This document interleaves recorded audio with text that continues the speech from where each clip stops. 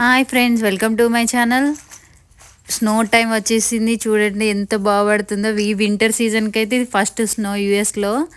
చాలా బాగా అనిపించింది, ఎందుకంటే స్నో పడుతుంటే అయితే చూడడానికి చాలా బాగుంటుంది. చెట్ల మీద, రోడ్స్ పైన మొత్తం స్నో వైట్గా ఉండేసరికి చాలా బాగా అనిపిస్తుంది. కానీ తర్వాత రోజు చాలా చల్లగా ఉంటుంది. ఇప్పుడు ఎంత బాగా అనిపిస్తుందో స్నో పడినప్పుడు, తర్వాత చల్లగా ఉంటుంది. చూడండి, కార్స్, రోడ్స్ అంతా కవర్ అయిపోయాయి.